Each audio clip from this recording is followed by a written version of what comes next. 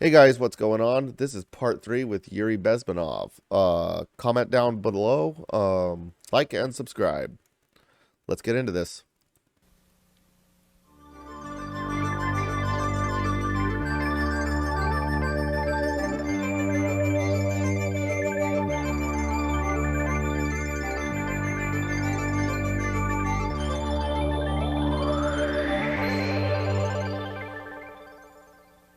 All right.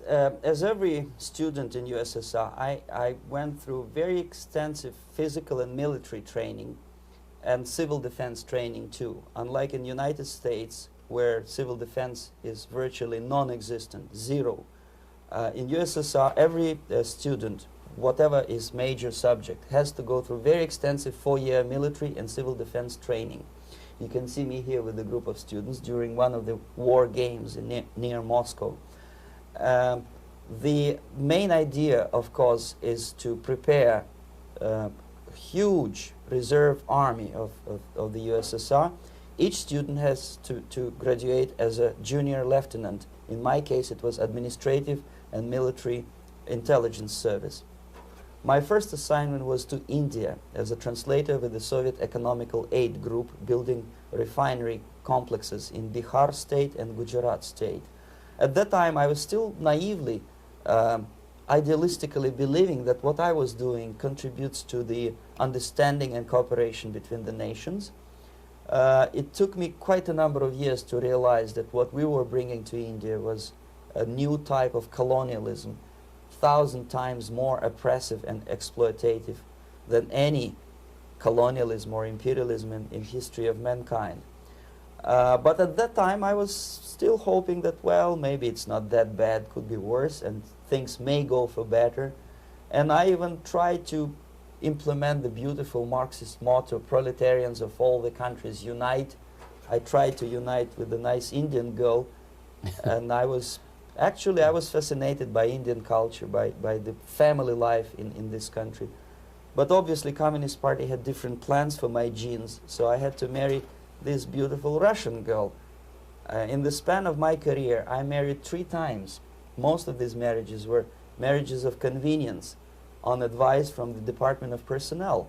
This is normal practice in USSR. When a Soviet citizen is assigned to a foreign job, he has to be married, either to keep family in USSR as hostages, or, if it's a convenience marriage like mine, so that the husband and wife are virtually informers on each other to prevent defection or contamination by decadent imperialist or capitalist ideas. In my case, I hated that girl so much that the moment I landed in Moscow, we were divorced, and I married later, second time. By the end of my first assignment in India, I was promoted to the position of public relation officer. You can see me here translating a speech by a Soviet boss. And you're on the right. I'm on the right here, yes. And So, real quick, what is civil defense training? Are you familiar with that in any kind of concept? Yeah, well, we used to have civil defense, especially like World War II and such. And if you ever watch any of the old movies, it would civil defense would be civilians who would like watch for planes or watch for any somebody doing something wrong. Actually, when we were attacked in 2001, 9/11. Is the government was calling out for people to keep their eyes open, and if you recall, some of those deals, that's kind of civil defense. But they would actually have a little bit of training. World War II, they'd give the guys like helmets with that, and have a CD on it. It would say for civil defense, and they would tell people to keep their lights out or their window curtains drawn and that type of thing. Gotcha. That makes sense. Yeah. the occasion was commissioning of the refinery complex in Bihar, Barauni. Back in Moscow, I was immediately recruited by Novosti Press Agency, which is a propaganda and ideological subversion front for the KGB. 75% of the members of the Novosti are commissioned officers of the KGB. The other 25 are, like myself, co-opted agents who are assigned to specific operations. In this particular case, you can see me talking to students of Lumumba Friendship University in Moscow. This is a huge school under the direct control of the KGB and Central Committee, where future leaders of the so-called national liberation movements are being educated and selected carefully. And some of them have absolutely, this, for example, is a group of students from Lumumba. They don't look like students at all. They look more like military, and that's exactly what they were. They were dispatched back to their countries to be leaders of the so-called national liberation movements, or to be translated into normal human language, leaders of international terrorist groups. Another area of activity when I was working for the Novosti was to accompany groups of so-called progressive intellectuals, writers, journalists, publishers, teachers, professors of colleges. You can see me here in Kremlin. I'm second on the left, with a group of Pakistani and Indian intellectuals. Most of them pretended they don't understand that we are actually working on behalf of the Soviet government and the KGB. They pretended that they are actually being guests, VIP intellectuals, that they are treated according to their merits and their intellectual abilities. For us, they were just a bunch of political prostitutes to be taken advantage for various propaganda operations. Therefore, you can see perfectly well the senior colleague of mine on the left doesn't really have that much respect on his face, and myself with a very skeptical smile, typical KGB sarcastic smile, anticipating another victim of ideological brainwashing. This is how a typical conference in Novosti headquarters in Moscow looked like.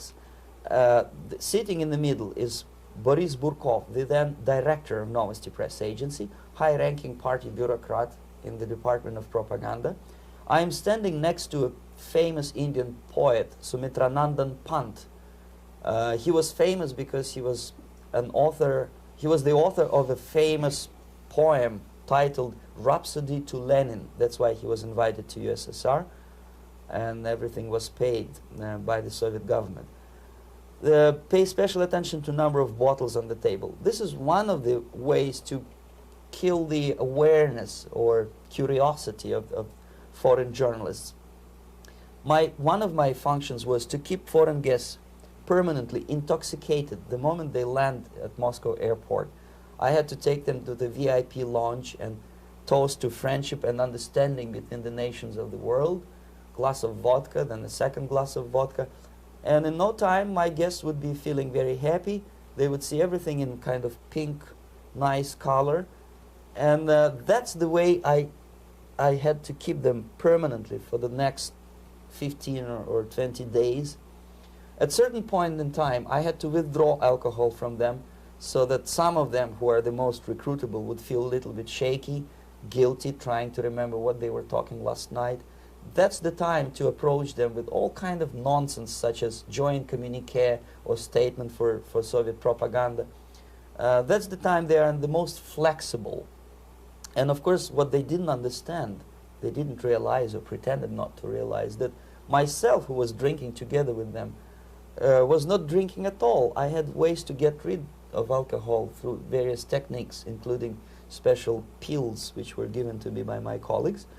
But they were taking it seriously. In other words, they would consume quite a large volumes of alcohol and feel quite uneasy next morning. In 1967, the KGB attached me to this magazine, Look magazine. A group of 12 people arrived to USSR from United States to cover the 50th anniversary of October Socialist Revolution in my country. From the first page to the last page, it was a package of lies, propaganda cliché, which were presented to American readers as opinions and deductions of American journalists. Nothing could be far from truth. These were not opinions. They were not opinions at all. They were the clichés which the Soviet propaganda wants American public to think that they think. If it does make any sense at all. It sure does, because from the viewpoint of the Soviet propaganda, although there are some subtle criticism of the Soviet system, The basic message is that Russia today is a nice, functioning, efficient system supported by majority of population. That's the biggest lie. And of course, American intellectuals and journalists from Look magazine elaborated on that untruth in various different ways. They intellectualized that lie. They found all kind of justifications for telling lies to American public. Excuse me, it was partly your job to make sure that they got these ideas and accepted them as their own ideas. Right. Actually, even before they arrived to USSR, and they paid astronomical sum of money for that visit, they were submitted, this Novosti Press agency developed so-called backgrounders, 20-25 pages of information and opinions which were presented to the journalists even before they bought their tickets to Moscow. They had to analyze the situation, and judging on their reaction to that backgrounder, the local Novosti representative or local Soviet diplomat in Washington, D.C. would assess whether they be given visa to USSR or not. So they were selected ahead of time. Oh yes, they were pre-selected very carefully, and there's not much chance for honest journalists to arrive to USSR and to stay there for 1 year and to bring this package of lies back home. This, for example, is a centerfold of the Look magazine. They presented this monument erected by Communist Party in Stalingrad as the symbol, personification of Russian military might. And they said in the article, which is published on the site, that Soviets are very proud of the victory in the Second World War. This is another big myth, a lie. No sensible people would be proud to lose 20 millions of their countrymen in a war which was started by Genoese Hitler and Comrade Stalin and paid by American multinationals. Most of the Soviet citizens look at this type of monuments with disgust and sorrow, because every family lost father, brother, sister, or child in the Second World War. Yet American journalists who were trying to appease, to please their hosts, presented this picture on the centerfold as the symbol and personification of Soviet national, they call it Russian national spirit. And it was greatest misconception and a very tragic misunderstanding. That sure sounds kind of a lot like what's going on in Ukraine, doesn't it? Yeah, it does. And propaganda is a key tool for governments. And, right. Our government uses it, and Ukraine uses it, and Russia uses it. China, all of them do. Yeah. And but I think the most effective propaganda target is the people of their own country. And right. I think that's really where most of propaganda. This is why we watch the news now. Well, in this case, this was propaganda for our country. That's right. So it was Russian propaganda for our country, and then you gotta ask yourself, is the stuff that we get now, using Ukraine as an example, you got a pretty well good split down the middle on both, right and left, of people that support Ukraine and then people that think we shouldn't be there at all. And then we get a lot of the pro-Ukrainian, call it what it is. It's Ukrainian propaganda. And I don't know how much Russian propaganda we get, because I feel like that's a blackout right now. Nobody really knows what the hell's going on over there. Yeah, well, Russia is blacking out some, because I think there's some unrest there from what I do here. But and they know how that works. If you're in a war that people aren't happy with, because they fed on the Vietnam War over here, right, and caused all kinds of grief, riots, and such.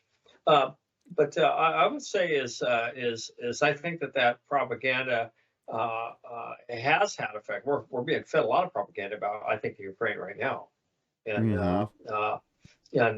because it's pretty much one-sided is what we hear. Mm-hmm. Is poor Ukraine, they're great people, what hero, their president's a hero, and all the people are heroes, and the Russians are evil and destroying. Well, it could be the case. we're suspect of what we hear from even our own media, Right. and because we know that there's so much bias with them. But I think that it'll take time for the truth to show up, to surface. I think on Ukraine, it amazed me with all the support we had of Ukraine is why. Right. What was the big deal for us with Ukraine? And I mean, Russia taking Crimea previously, Right. and what's the big deal with Ukraine? Because the only thing we'd heard about Ukraine before that was that Biden's son And his was hooked up with billion-dollar Burisma. deals. Yep. Yeah, Burisma. And so it really makes one wonder. And follow the money, right? Follow Right. the money. So on our military-industrial complex, you got to think about them. They've just got out of the war in Afghanistan. They've had a 27-year war over in the Middle East. Now they don't have that. And Right. so at least we probably don't have paying customers over there other than Saudi Arabia, maybe. And but so they need some. Yeah. So here's poor little Ukraine, right? Who they were allied with Russia for decades, and they never signed on with NATO. Right. They were trying to get them into the European Union, and that was part of the big deal. And when they had the coup, of which our people in our government have taken credit for having that coup, organizing the coup to overturn the elections in Ukraine. So it's it's really interesting, and I mean it's frightening, is because the people lying have so much power. Right. Right. Yeah, All right. and we're talking lives. Right. Exactly. Who Exactly. wants to send their kid? Who wants to send their kid? You want to go to Ukraine? Put on your flak jacket. Not even a little bit. Yeah, it's like Ukraine. Why? Yeah, crazy. Yep. All right, guys. This is Jerry Delemus and Mac Ruiz, going over part 3 with Yuri Bezminov. See you guys on part 4. Like and subscribe below, and please send us a comment.